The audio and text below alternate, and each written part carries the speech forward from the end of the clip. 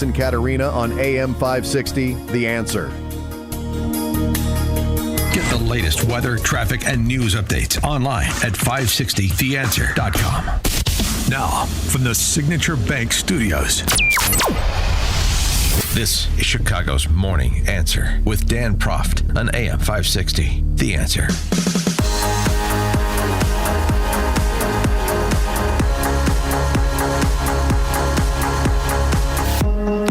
Top of the morning, Dan Proft here. President Trump addressing the Knesset yesterday before jetting off to Sharm el-Sheikh to ink the agreement between the United States, Israel, Western European, and Arabic nations on peace and settling wars.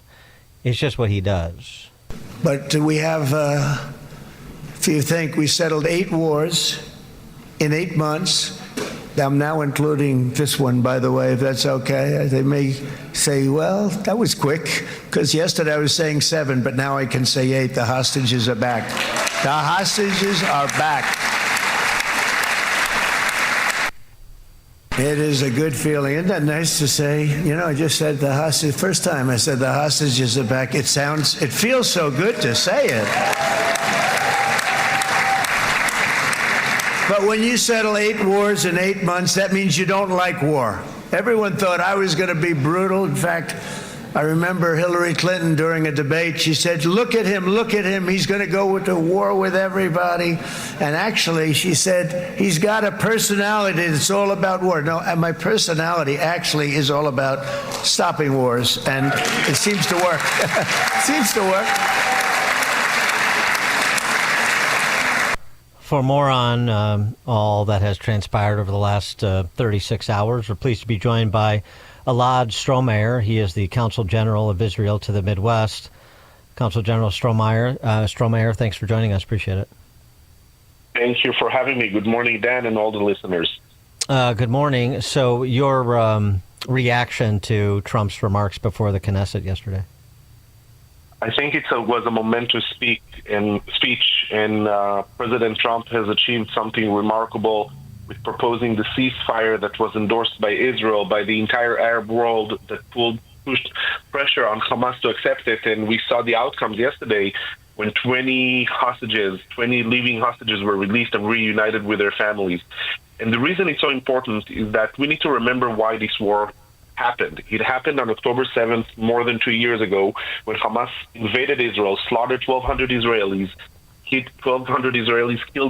kidnapped more than 250 people. 48 of them remained until yesterday in captivity. And I said from day one, it could all end if Hamas lays down its arms and release all the hostages. And this is exactly what this peace plan is doing. And this is why today was so important and historic. Now, there is still, a matter of, sort of specific performance with respect to Hamas, and that includes returning those who were killed by Hamas, the hostages that are not coming back home alive.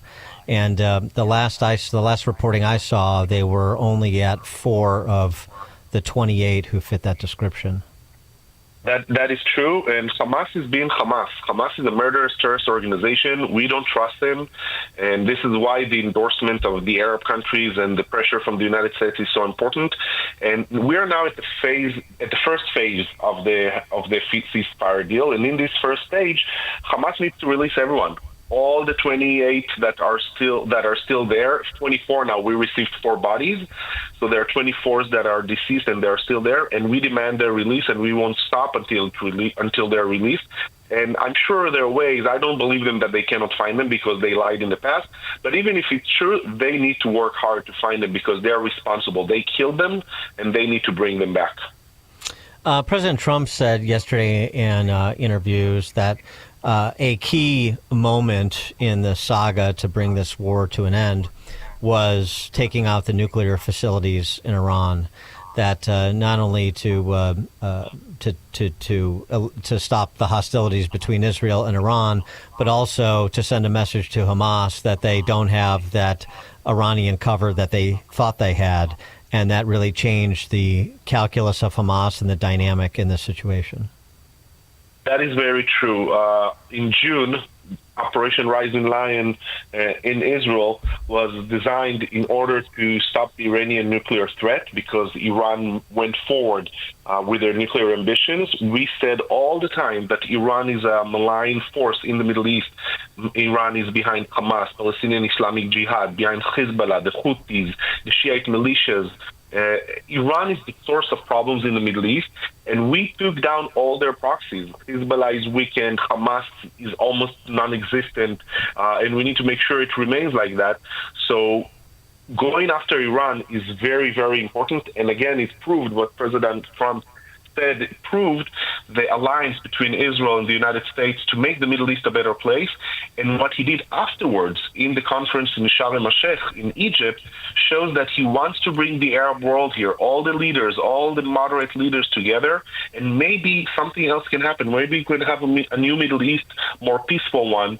And Iran doesn't want that. Iran is very, very afraid of that, and that's a message against Iran. Yeah, I mean, Trump sort of left open the door, as he's wont to do, to the Iranians to make a deal, to be constructive participants here. Whether or not that comes to pass is another matter. I mean, there's obviously a healthy dose of skepticism with respect to some of these players. That's understandable. But I wonder, so the vision that the Israeli government has for Gaza. You heard Trump talking about the rebuild, and that the countries represented at that conference in Egypt are, committed to contributing resources to the rebuild of Gaza. But it's less about the rebuild. That's something that can be done readily for the most part. It's more about sort of what sort of governance structure can be put together that meets the moment. And what do you think that could possibly look like, and what do you think the prospect is there for something lasting?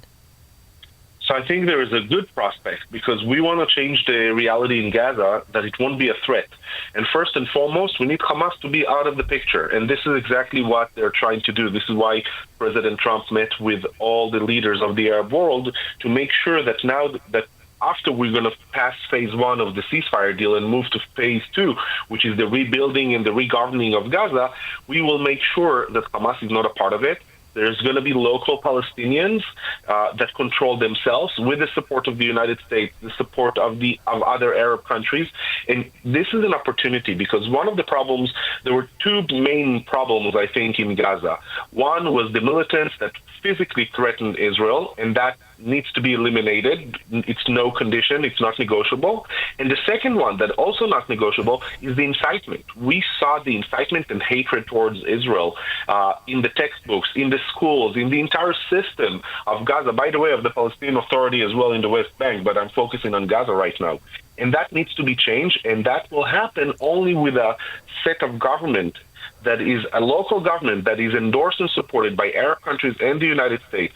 This de-radicalization process is possible. We saw it in other countries in the Arab world. And then that can open the path for peace. And does that mean like a coalition government where the more moderate and modernizing Arab countries have representation?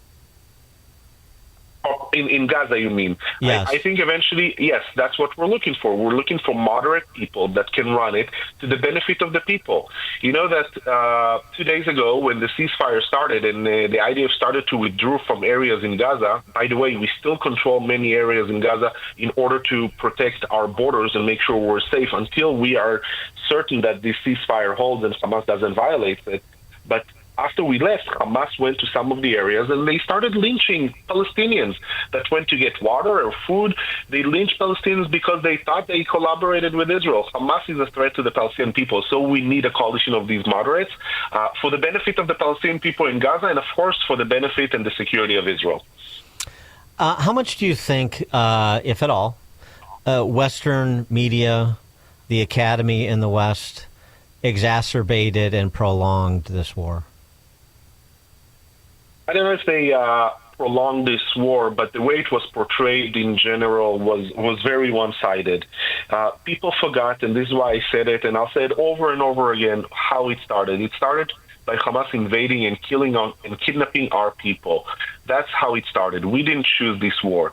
And very rapidly, everybody went focused on, all of a sudden, the suffering in Gaza, and they chanted, "Free Gaza, free Palestine." You know what? I support the chant, "Free Gaza from Hamas. This is what we wanted to do."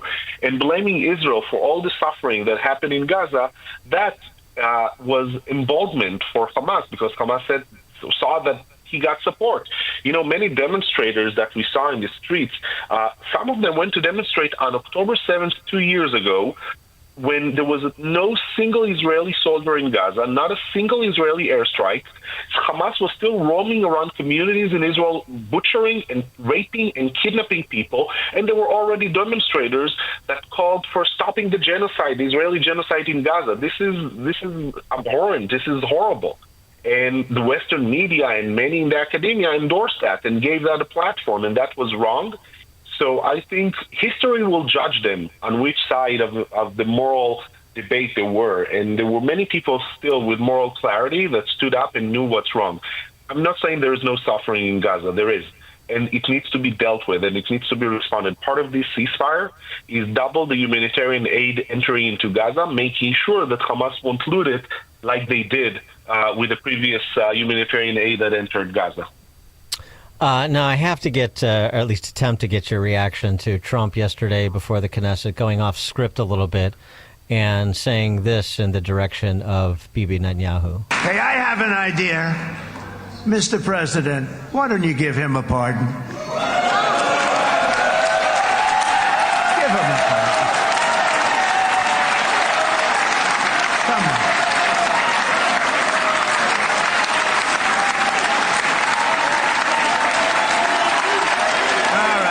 Controversy for the day, right? Actually, I don't think it's very controversial. So, I see so popular. You are a very popular man. You know why? Because you know how to win.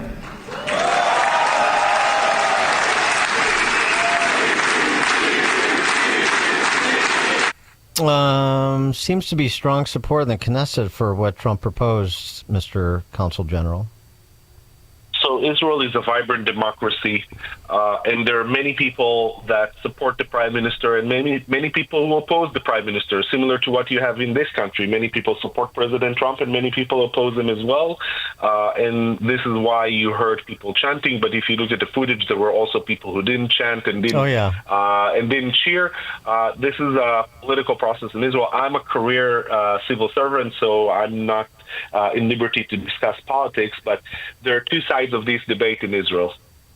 But just in terms of the function of it, when would be the next time that Netanyahu might be before the electorate if he were to attempt to stay as prime minister? Setting aside the investigations. So our elections are due next November a year from now. That's when our election date is due.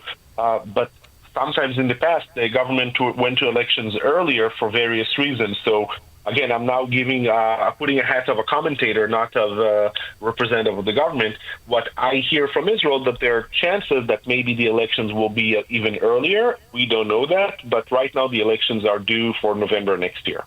All right. Elad Strohmayer, he is the Consul General of Israel to the Midwest. Consul General Strohmayer, thanks so much for joining us. Appreciate your time. Thank you so much. And again, I want to remind everyone it was an important day yesterday, and we need all the hostages back, the 24 deceased that are still in Gaza, and we will not stop until they're back. Thank you so much, Dan. Very good. And he joined us on the Turnkey.Pro answer line. It's like a hot, steaming cup of information to start your day. It's Chicago's Morning Answer on AM 560. The Answer. We all hear the radio ads about the IRS. They tell you to be afraid, to be scared, and they try to frighten you into calling. I'm not here to do that. Tax Relief Advocates is different. TRA is here to tell you that if you owe money to the IRS, whether it's $5,000, $50,000, or $500,000, we have a solution. It doesn't matter if you're sitting in your car, at work, or with your kids. No matter where you are, call now. 800-575-6740.